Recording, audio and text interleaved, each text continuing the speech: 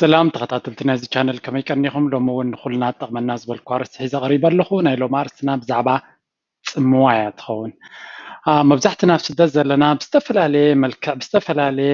ምክንያታት ጽምዋ ዝበሃል ኣብ ሂወትና ከጋጥመና ይኽእል እዩ ብመጀመርያ ጽምዋ ማለት እንታይ ማለት እዩ ክንብል ኣለና ጽምዋ ማለት ኩሉ ግዜ በይንኻ ምዃን ወይ ምስ ሰብ ዘይምዃን ወይ ሰብ ምስኣን ጥራይ ኣይኮነን ንሱ እውን ጽምዋ እንድዩ ጽምዋ ክንብል ከለና ኣብ መንጎ ብዙሓት ሰባት ከለኻ እውን ዝስማዓካ ስምዒት ምዃኑ ክንፈልጥ ንደሊ ስለዚ ናይ ሎሚ ኣርእስቲ ጽምዋ ኣገዳሲ ሓደ ኣዝዩ ሓደገኛ ሕማም እዩ ከም ሕማም ክንሪኦ ኣለና ካልኣይ ድማ ምልክታት ናቱ ወይ እንታይ ጠንቅታት የምፅኣልና ጽምዋ ምክንያቱ ሎሚ ብዛዕባ ጽምዋ ኣለና ዳብ ሂወትና የብልናን ወይ ከዓ the signs of loneliness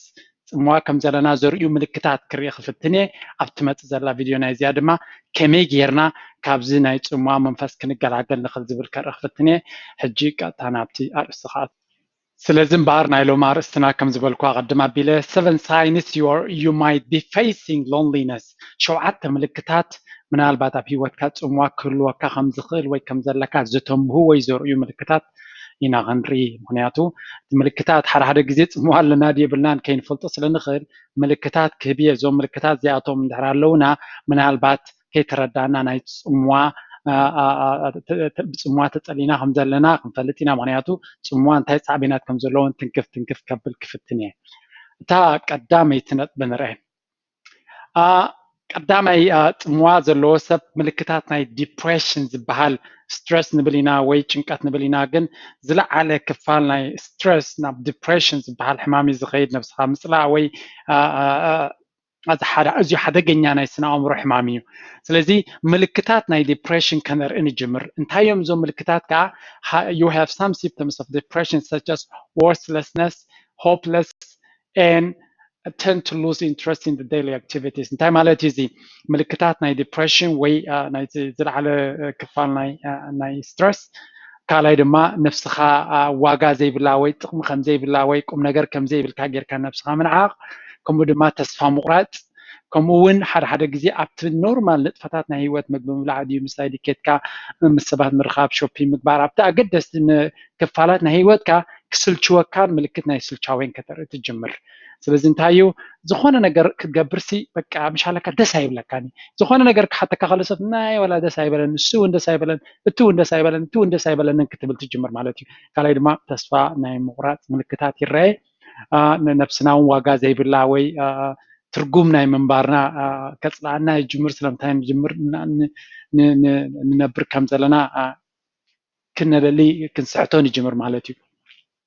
እዚ ሕማም እዚ ኣብ ሓደ ወይ ክልተ ወይ ኣብ ነፍሲ ወከፍና ኣብ ዝተፈላለየ መድረኽ ናይ ሂወት ከጋጥመና ዝኽእል እዩ ከምዚ ክንሕበኣሉን ክንሓፍረሉን ዝግባእ ሕማም ኣይኮነን ኣብ ዓድና ሓንቲ ፅብቕቲ ኣበሃህላ ኣላ ሓባቕ ቆስሉ ሓባቕ ፈውሲ ኢሎሞ ፈውስኻ ሕማምካ ካብ ነፍስኻ ክትሓብኦ እንተፈቲንካ ነፍስኻ ኢኻ ትጎዲ ዘለካ ስለዚ እዘን ነጥብታት ኣብ ነፍስና እትው ኢልና ክንመራመር ክንፍትና ኣለና ዋላ ፅንሒልና ኩሉ ኣብቲ መወዳእታ ሰማራይዝ ክገብር ከለዎ ጠቕሰ እታ ካልአይቲ ነጥቢ ብጣዕሚ ኢንትረስቲንግ ብጣዕሚ ተገርም ነጥቢ ድማ when you feel lonely the negative emotion just one second when you feel lonely that negative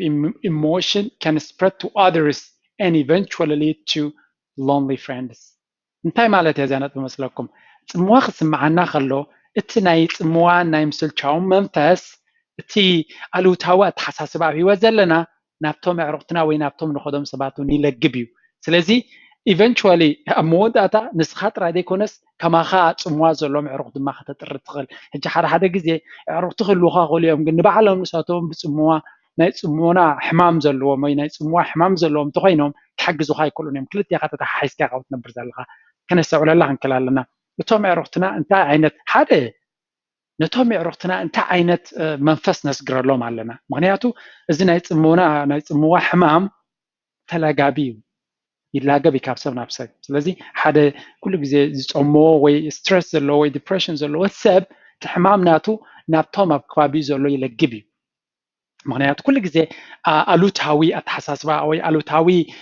ኣረኣእያ ጥራይ እንድሕሪ ዘካፍል ኮይኑ እቲ ምሳኻ ዘሎ ሰብ ብቃጥታ ተፀላው ናቱ እዩ ዝኸውን ስለዚ ኣብ መወዳእታ ዋላ ምስ ኣዕሩኽትኻ እንተለካ ነቶም ኣዕሩኽትካ ሕማምካ እንድሕር ለጊብዎም ክልተ ኢኻ ተተሓሒዝካ ኣብዚ ሕማም ናይ ፅሙዋ ኣቲኻ ኣለኻ ማለት እዩ። እዚኣ ክንጥንቀቐላ ክንክእል ኣለና።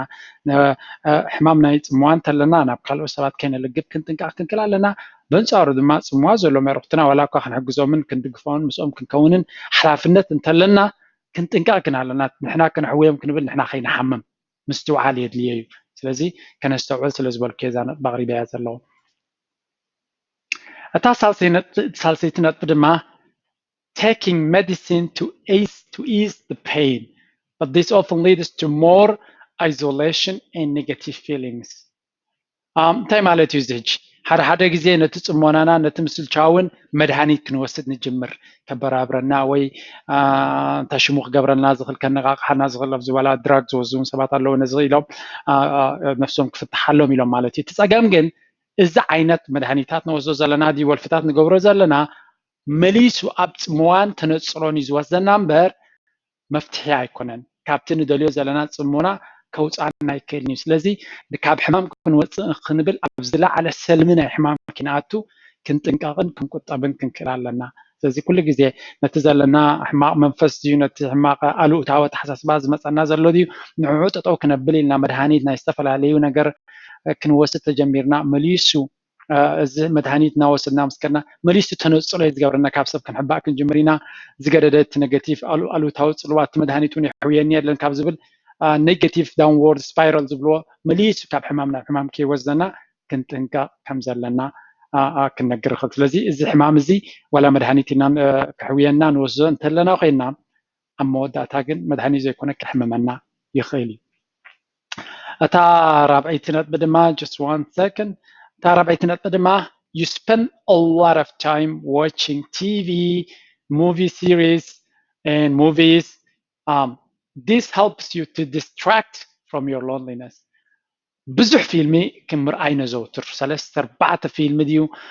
ቲቪ ሾውስ ድዩ ተኸታተሊ ፊልሚ ናይ ቱርክ ዲ ናይ ዓረብ ዲ ናይ እንግሊሽ ብዘይገድስ 4 ኤፒሶድስ ወይ ካብ 3 ክፋላት ክንርኢ ንፍቲ ከይተረዳእናሲ ግዜና ኣብ ቲቪ ነጥፎ ኣለና። እንታይ ማለት እዩ? ካብቲ ፅሞናና ዘገላግለና ወይ ዘህድመና እዩ ዝመስለና ዘሎ፣ ግን ግዜ ጥራይ ሰርቀልና ዘሎ ይሕውየና ኣይኮነን ዘሎ። ካብ ፅሞዋ ብፊልሚ ምርኣይ ኣይተሓውን ኢኻ መሊስካ ኣብታ ዝለዓለ ዝነበረት አይዞሌሽን ተነፅሎ ካብ ሰብ ክትርሕቕን ካብ ነቲ ከሕውየካ ካብ ዝኽእልን ክትሃድም ኢኻ። ሎሚ ከም ዝበልኩ ቀድማ ኣቢለ እቲ ምልክታት ናይ ፅሞና እዚ ሕማም ናይ ፅሙዋ ዝብልዎ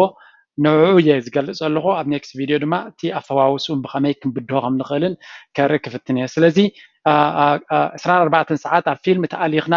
ዝተፈላለየ ዓይነት ፊልሚ ንርኢ እንተለና ምናልባት ከነስተውዕል ክንክእል ኣለና። እቲ ንሪኦ ዘለና ፊልሚ ምናልባት መድሃኒት ከይኮነስ ነቲ ሕማምና የጋድደልና ከይህሉ ክንጥንቀቕ ከም ዘለና ኢና። ኣብዚ እታ መበል ሓምሸይቲ ነጥቢ ድማ you tend to take long shower or bath which make you feel better. እንታይ ማለት እዩ? ዝኻ ኣብ ባኞም ሳተኻ ውዑይ ማይ እናተሓፀብካ ግን ነዊሕ ግዜ ወይ ኣብ ማይ ደቂስካ ድዩ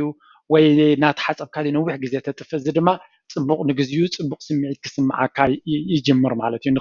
ንክስምዓካ ኢልካ ኣብ ባኞ ተኣቱ ማለት እዩ። ስለዚ ነስተውዕለሎም ዝተፈላለዩ ነጥብታት ንጠቅስ ኣለና። እዚኦም ነጥብታት እዚኣቶም ኣብ ሂወትና ዝመላለሱና ወይ ነዘውትሮም እንተለና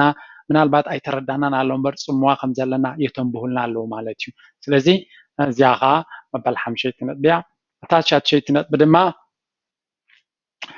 it awakens the immune system. Lonelier people get sick easier and more often, says another study. እዚ ናይ ሎሚ ትምህርቲ መብዛሕትኡ ኣብ ብሪሰርች ዝተሰነየ ኩሉ ሶርስስ ኣብ ታሕቲ ክገብረልኩም ይኽእል፣ ግን ኣብዚ እዚኣ ሕጂ ዝብላ ዘለኹ ፅሙዋ ዘለዎ ሰብ እዚኣ ክነስተውለላ ኣለና። ፅሙዋ እንተለና ብሂወትና እቲ ናትና ፕሮቴክቲቭ ሲስተም ወይ ኢሚኒ ሲስተም ዝብሎ ነብስና ካብ ሕማማት ዝከላኸለሉ ክፋል ናይ ኣእምሮና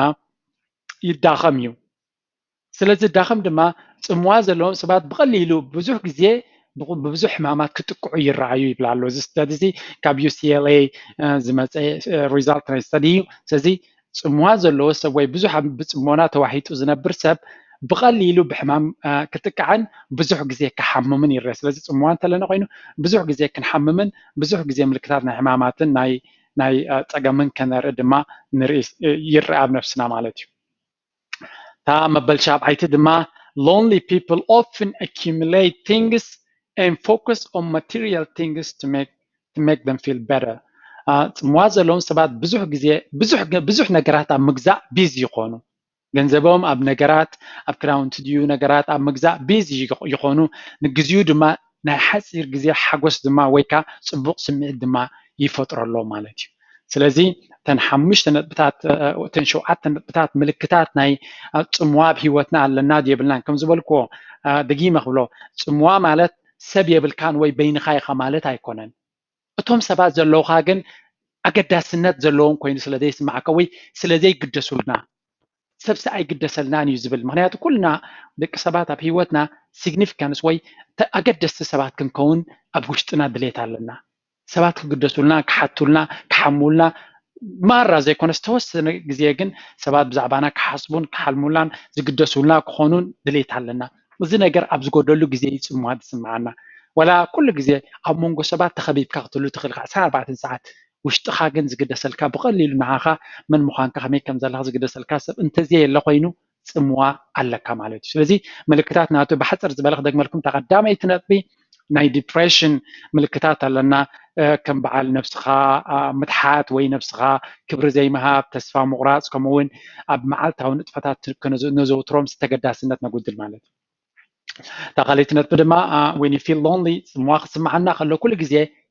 ወይ ጽምዋ ኣብ ዝህልወና ግዜ ብዛዕባ ጽሞናና ብዛዕባ ኔጌቲቭ ብዛዕባ ኣሉታዊ ዘረባ ጥራይ ክንዛረብ ከለና ነቶም ዕሩክትና እውን እቲ ሕማም ነላግበሎም ኣለና እቲ ኣሉታዊ ተሓሳስባና ናብኦም ነስግሮ ኣለና እሞ ንሳቶም እውን ጽሞና ክሓሙ ይኽእሉ እዮም ድሕሪ ነዊሕ ግዜ ስለዚ ክንጥንቃቅ ክንክእል ኣለና ብክልቲኡ መዳይ ንሰባት ከይንፀሉን ካልኦት ሰባት ድማ ከይሕምሙና እውን ጥንቃቐ ክንወስድ ኣለና ሳልሳይ መድሃኒት ንወስድ ነቲ ቃንዛ ወይ ነቲ ምስልቻ ወይ ነቲ ጽምዋ ክንህድእ ክንብል እዚ ግን መሊሱ ኣሉታዊ ተሓሳስባ ንፀላን እዩ ዘጓንፈልና ታራባይቲ ነጥቢ ኣብ ቲቪ ብዙሕ ግዜ ነጥፍ ብዙሕ ተኸታተል ፊልምታት ክንርኢ እንደሊ ዝተፈላለዩ ፊልምታት ድማ መዓልታዊ ግዜና ኣብ ክነጥፍ ንፍትን እንታይ ይመስለና ኣና ካብቲ ጽሞናና ዝህድሙና ዝዘናግዑና ይመስለና ኣሎ ግን እቲ መሰረታዊ ፈውሲ ናይ ጽሞና እዚ ከም ዘይኮነ ክንፈልጥ ይግባእ መሊሱ ነቲ ሕማምና እዩ ዘጋድዶ ዘሎ ከይተረዳእና ምክንያቱ ኣብ መወዳእታ ኣብ ስክሪን ለጊምና ወይ ማግኔት ኮይና ክንነብር ኢና ሓምሸይቲ ድማ you tend to take long and hot showers ነዊሕን ብውዑይ ማይን ክትሕፀብ ትጅምር ነዊሕ ድማ ብሻወር ኣብ ባኞ ክንፀኒሕ ንጅምር ማለት እዩ እዚ ድማ ፅቡቅ ስምዒት ስለ ዝስምዓና እዩ እታ ቻትሸይቲ ድማ it awakens the immune system ትናይ ምክልኻል ናይ ስርዓተ ምክልኻል ኣካላትና እናተዳኸመ ስለ ዝኸይድ ጽሞና እንተለና ብዙሕ ግዜ ሕማም ብዙሕ ግዜ ክንሓምምን ብዝተፈላለዩ ሕማማትን ብቐሊሉ ክንጥቃዕ ንጅምር ማለት እዩ እታ መበል ሻብዓይቲ ነጥቢ ድማ ከምቲ ኣብ ታሕቲ ዘላ ብዙሕ ነገራት ክንገዝእን ሾፒንግ ክንገብርን ብዙሕ ነገራት ገዚና ግዝያዊ ሓጎስ ክንፈጥር ንጅምር ማለት እዩ ስለዚ ናይ ሎሚ ትምህርትና ኣብዘን 7 ነጥቢ ዝጠቀስኩን ሕፅር ኣቢላ ቅሪበየ ኣለኹ እዚ ሕማም እዚ ንብዙሓት ሰባት ፀልዩ ከም ዘሎ ንርኢ ኣለና ብዙሓት ሰባት ብዙሓት ኤርትራውያን ብዙሓት ሓበሻ ናይ ኣእምሮ ፀገም የጋጥሞም ኣሎ ብፍላይ ኣብዚ ምዕቡል ዓለም ዘለና ናይ በይንና ናይ ባሕትና ሂወት ስለ ዘለና ቀደም ዝለመድናዮ ወካዕካዕን ሰሓቕን ከይፈተኻውን ሰባት ዘስሕቑኻን ዝረኽቡኻን ዝመፁኻን ከምኡ ስለዘየለ ብዙሕ ግዜ ጽምዋ ይረአዩ እዚ ጽምዋ እዚ ድማ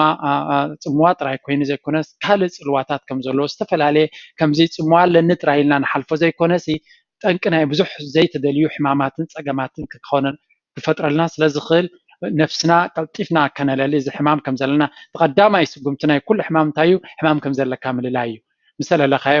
መድሃኒት ክትጓየ ትኽእል ኢኻ ስለዚ ቀዳማይ እቲ ሕማም ኣጥዕና ኣሎ ድዩ ኣብ ሂወትና ይንፀባረቕ ኣሎ ድዩ ንኸነለሊ ክንጓየ ከም ዘለና እየ ክርእን ክምህርን ፈቲና ኣብዛ ቪድዮ እዚኣ እቶም ኩሉ ግዜ